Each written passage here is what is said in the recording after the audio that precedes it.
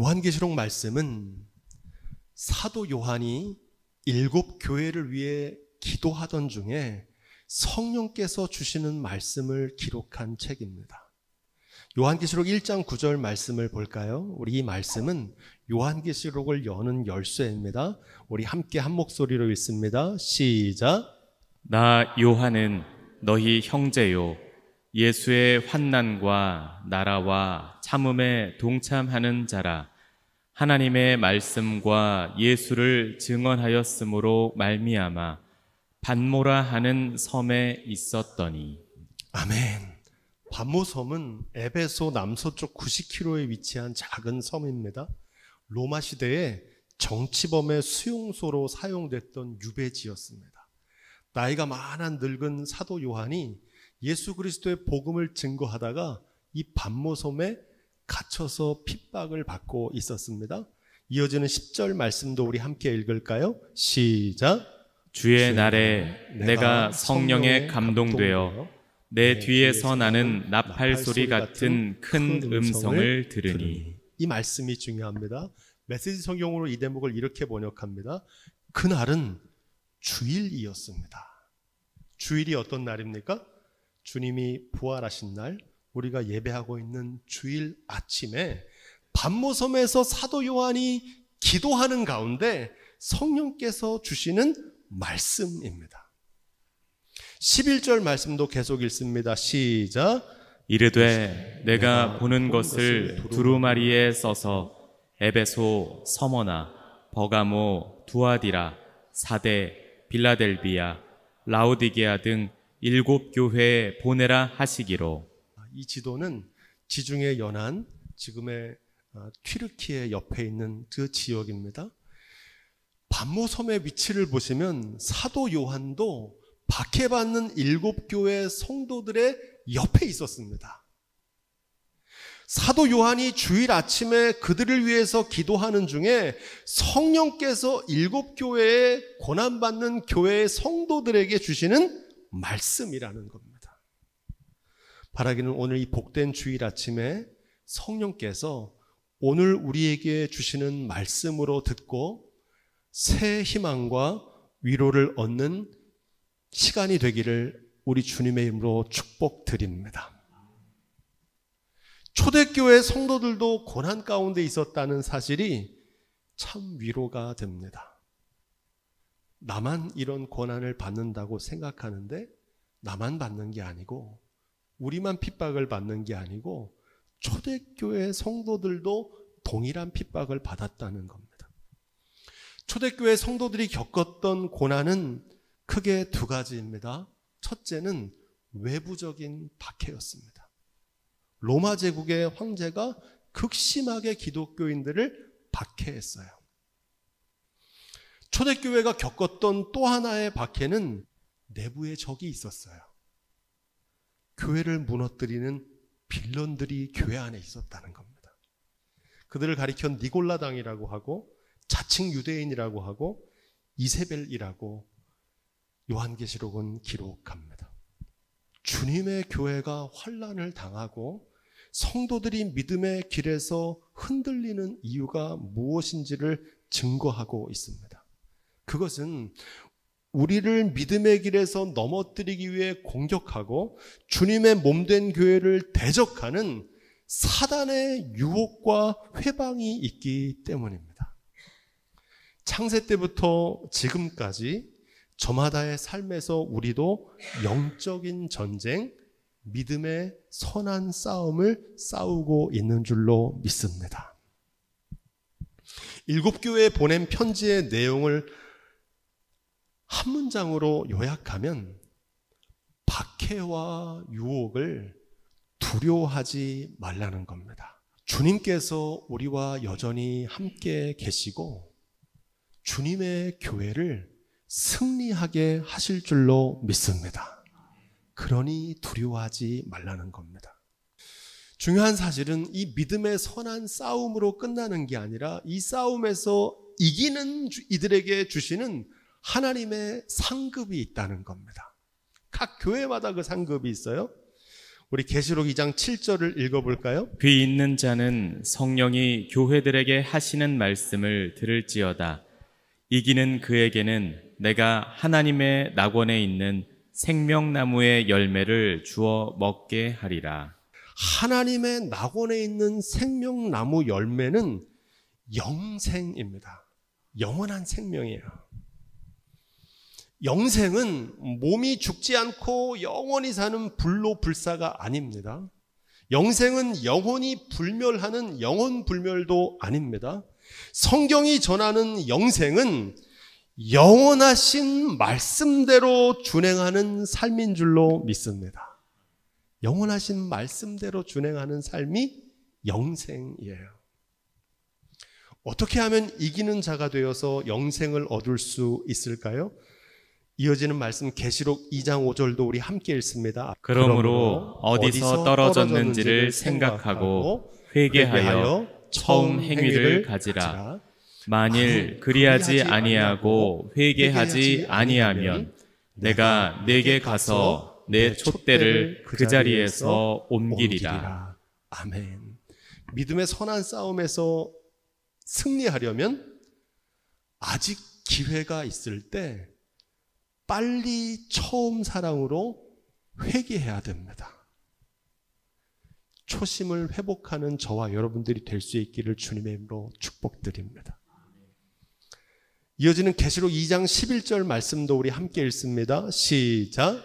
귀 있는 자는 성령이 교회들에게 하시는 말씀을 들을지어다. 이기는 자는 둘째 사망의 해를 받지 아니하리라. 아멘.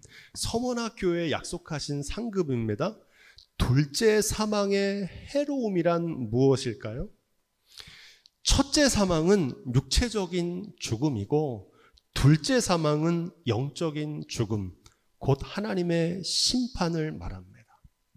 둘째 사망의 해를 받지 않는다는 말의 뜻은 심판을 면하게 된다는 말입니다. 어떻게 하면 이기는 자가 되어서 둘째 사망의 해를 받지 않을 수 있는지 계시록 2장 10절에 기록됩니다. 우리 함께 읽습니다. 시작. 너는 장차 받을 고난을 두려워하지 말라. 볼지어다 마귀가 장차 너희 가운데에서 몇 사람을 옥에 던져 시험을 받게 하리니 너희가 10일 동안 환난을 받으리라. 내가 죽도록 충성하라. 그리하면 내가 생명의 면류관을 내게 주리라. 아멘. 여러분, 이 생명의 관, 생명의 면류관은 무엇일까요? 이 생명의 면류관은 의의 최후 승리를 의미합니다. 영광의 면류관이에요. No pain, no crown. 쉬운 영어입니다. 고통 없이 크라운, 왕관이거든요. 왕관도 없다는 뜻입니다. 고난이 없이는 영광도 없듯이 십자가 없이는 부활도 없습니다. 이 말씀을 통해서 중요한 것을 깨닫게 됩니다. 고난은 영원하지 않고 끝이 있어요. 정해진 기한이 있습니다. 그러므로 면류관을 받을 때까지 포기하지 않고 끝까지 완주하는 인내가 필요합니다. 믿음은 인내입니다. 이어지는 계시록 2장 17절 말씀도 우리 함께 읽습니다. 시작. 귀 있는 자는 성령이 교회들에게 하시는 말씀을 들을지어다. 이기는 그에게는 내가 감추었던 만나를 주고 또 흰 돌을 줄 터인데 그 돌 위에 새 이름을 기록한 것이 있나니 받는 자 밖에는 그 이름을 알 사람이 없느니라. 버가모 교회에 약속하신 세 번째 상급입니다. 감추었던 만나와 흰 돌을 주시겠다는 거예요. 여러분, 출애굽기에 나오는 만나는 이것이 무엇인고라는 뜻입니다. 이게 뭐냐는 겁니다. 정체를 모르는 거예요. 이 만나는 그 이름대로 직접 맛보지 않은 사람은 알 수 없는 하늘의 양식입니다.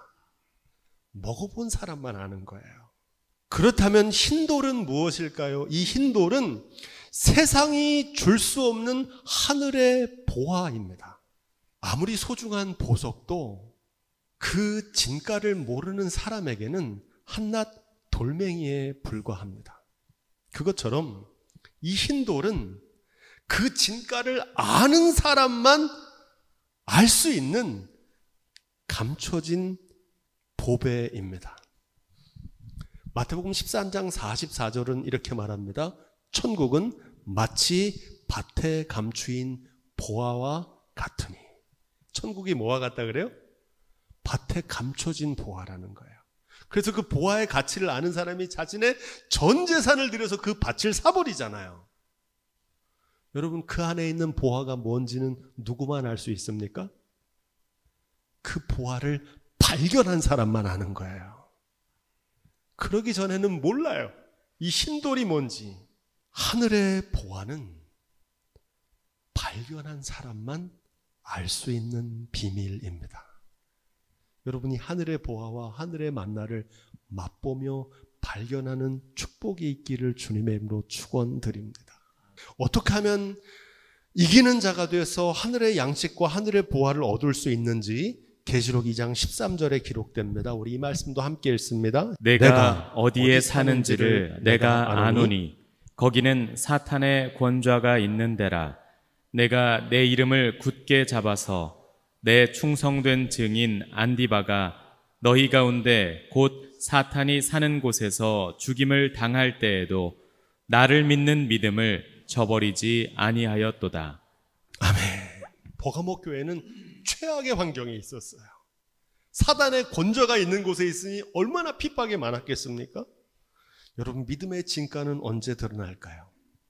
비가 오고 창수가 나는 위기의 순간에 드러납니다. 평상시에는 몰라요. 최악의 상황에도 믿음을 버리지 않는 순교자의 믿음으로 살아가는 사람만 경험할 수 있다는 겁니다. 이어지는 계시록 2장 26절로 28절 말씀도 우리 한 절씩 읽습니다. 시작.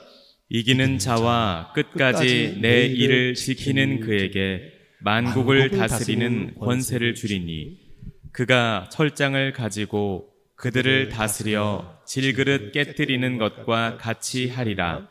나도 내 아버지께 받은 것이 그러하니라. 내가 또 그에게 새벽별을 주리라. 아멘. 두아디라 교회 약속하신 네 번째 상급입니다. 만국을 다스리는 권세와 새벽별을 주시겠다는 거예요. 여러분, 만국을 다스리는 권세는 뭘까요? 여러분, 지금은 무엇이 다스리는 세상을 살고 있습니까? 물질 만능의 세상, 돈이 다스리는 세상이잖아요. 하지만 주님이 만국을 다스리는 날이 온다는 겁니다. 그날은 언제입니까? 개인의 인생을 마치는 죽음의 순간, 세상이 끝나는 종말의 순간, 삶에서 만나는 위기의 순간이라고 배웠습니다. 세상에 믿던 모든 것들이 깨어지고 부서지는 날입니다. 그러나 그날에 우리는 이렇게 찬송합니다. 세상에 믿던 모든 것 끊어질 그날 되어도 구주의 언약 믿사와 어여삐 앞에 서리라. 따라해 보겠습니다. 굳건한 반석이시니 그 위에 내가 서리라. 아멘. 여러분, 이 찬송의 가사가 우리의 삶의 고백이 되기를 주님의 이름으로 축복드립니다. 한 가지 상급이 더 있어요. 새벽별을 주시겠다는 겁니다. 모닝스타라고 합니다. 다니엘서 12장 3절에 이런 말씀이 있습니다. 지혜 있는 자는 궁창의 빛과 같이 빛날 것이요 많은 사람을 옳은 대로 돌아오게 한 자는, 따라해 보겠습니다. 별과 같이 영원토록 비추리라. 아멘. 다니엘처럼 어둠 속에 빛나는 별과 같이 찬란하게 빛나는 인생이 되게 하시겠다는 거예요. 여러분, 어떻게 하면 이기는 자가 되어서 만국을 다스리는 권세와 새벽별을 얻을 수 있을까요? 25절 말씀 우리 함께 읽습니다. 시작. 다만 너희에게 있는 것을 내가 올 때까지 굳게 잡으라. 주님이 다시 오시는 그날까지 세상과 짝하지 말고 오직 주님만 섬기십시오. 그들을 만국을 다스리는 권세와 새벽별이 되게 하시겠다는 겁니다. 사대교회에 주신 5번째 상급입니다. 이기는 자는 이와 같이 흰 옷을 입을 것이요 내가 그 이름을 생명책에서 결코 지우지 아니하고 그 이름을 내 아버지 앞과 그의 천사들 앞에서 시인하리라. 흰 옷은 천국 잔치에 들어가기에 합당한 예복입니다. 또한 그 이름이 생명책에 기록될 뿐만 아니라 주님께서 아버지와 천사들 앞에서 합당한 자라고 인정해 주시겠다는 겁니다. 어떻게 하면 이기는 자가 돼서 흰 옷을 입고 주님 앞에 합당한 자로 인정받을 수 있는지 4절에 기록됩니다. 그러나 사대에 그 옷을 더럽히지 아니한 자 몇 명이 내게 있어 흰 옷을 입고 나와 함께 다니리니 그들은 합당한 자인 연고라. 사대교회는 7교회 가운데 유일하게 책망만 받은 교회입니다. 하지만 그 사대교회에도 그루터기처럼 소수의 합당한 믿음의 사람들이 남아 있었다는 겁니다. 할렐루야. 하나님 나라의 합당한 자는 언제나 불특정 다수가 아니라 소수 정예였습니다. 소수의 사람들. 왜 그럴까요? 좁은 문이고 좁은 길이기 때문입니다. 바라기는 저와 여러분이 크고 넓은 멸망의 길이 아니라 좁고 협착해도 생명의 길로 걸어가는 삶이 될 수 있기를 주님의 이름으로 축복드립니다. 빌라델비아 교회에 주신 6번째 상급입니다. 이 빌라델비아 교회는 사대교회와 달리 칭찬만 받은 교회예요. 그 빌라델비아 교회에게 하나님의 성전의 기둥이 되게 하시겠다 이렇게 말합니다. 솔로몬 성전의 입구에는 2개의 놋 기둥이 있었습니다. 하나는 야긴이라고 부르고 하나는 보아스라고 불러요. 이 야긴은 그가 세우신다는 뜻이고 보아스는 그에게 능력이 있다는 뜻입니다. 한마디로 이 2 기둥은 주가 주신 능력으로 사는 삶을 가리킵니다. 바라기는 저와 여러분들이 야긴과 보아스와 같은 주님께서 세우시는 능력으로 사시기를 주님의 이름으로 축복드립니다. 어떻게 하면 이기는 자가 되어서 성전의 기둥이 될 수 있을까요? 11절 말씀입니다. 내가 속히 오리니 내가 가진 것을 굳게 잡아 아무도 내 면류관을 빼앗지 못하게 하라. 성경이 전하는 종말 신앙의 메시지는 주님이 언제 오시는지가 아닙니다. 그거 관심 없어요. 성경이 말하는 메시지는 뭡니까? 주님이 반드시 오신다는 사실을 알고 살라는 겁니다. 이걸 깨어있는 삶이라 그러죠. 바라기는 주님이 내일 오셔도 부끄럽지 않은 오늘을 사시기를 주님의 이름으로 축원드립니다. 라오디게아 교회에 주신 7번째 상급입니다.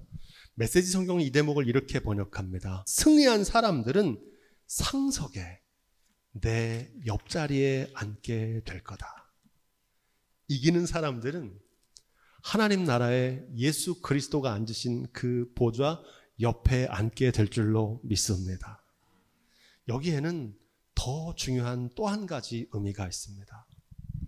예수님을 그리스도로 영접한다는 것은 내 마음의 보좌에 예수 그리스도를 왕으로 모셔드리는 겁니다. 내 마음의 왕자에 주님을 모셔드리면 어떤 삶이 펼쳐질까요? 주님께서 우리의 삶을 다스려 주십니다. 어떻게 우리가 주님의 보좌에 앉고 내 마음의 보좌에 예수님을 모실 수 있는지 계시록 3장 20절입니다. 함께 읽습니다. 시작. 볼지어다 내가 문 밖에 서서 두드리노니 누구든지 내 음성을 듣고 문을 열면 내가 그에게로 들어가 그와 더불어 먹고 그는 나와 더불어 먹으리라. 아멘.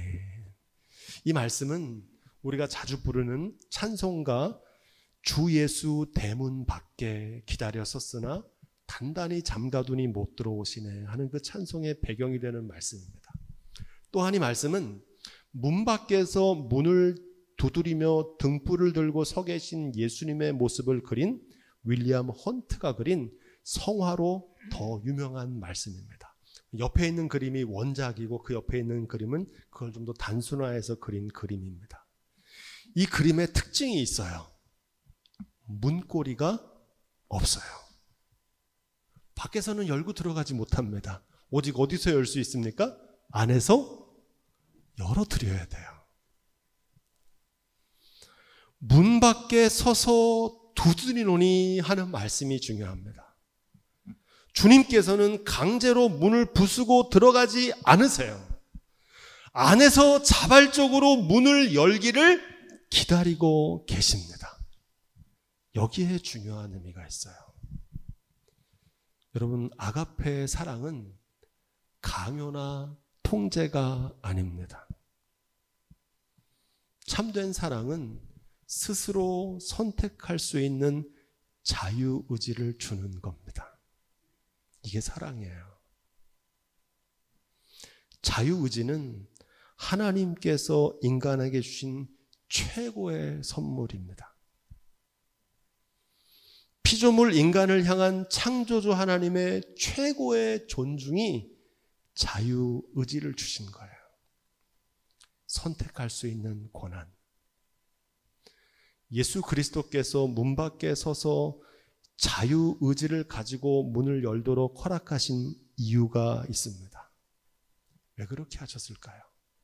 그냥 문을 확 깨부수고 들어가셔도 되는데, 그것은 주님께서 우리를 믿어주시기 때문입니다. 주님께서 우리를 사랑하시기 때문입니다. 그래서 우리를 기다려주시고 존중해 주시는 겁니다. 여러분, 이 사실을 깨닫게 되면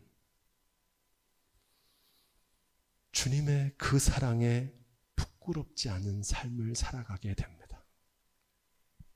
신앙생활은 그렇게 하는 겁니다. 왜 목사님은 기도하라고 전도하라고 강요하지 않습니까? 저는 자녀들에게도 공부하라고 강요하지 않습니다. 어떤 분이 그러시더라고요. 목사님 새벽에 나가서 기도도 못하는데 어떡합니까? 기도할 때가 올 겁니다. 기도해야 될 때가 와요. 그때까지 주님께서 저와 여러분들을 사랑으로 기다려 주시는 줄로 믿습니다. 문 밖에 서서 두드리시는 주님을 기억하시며 마음 문을 활짝 열고 주님을 우리의 삶의 그리스도로 모셔드리기를 우리 주님의 이름으로 축원드립니다.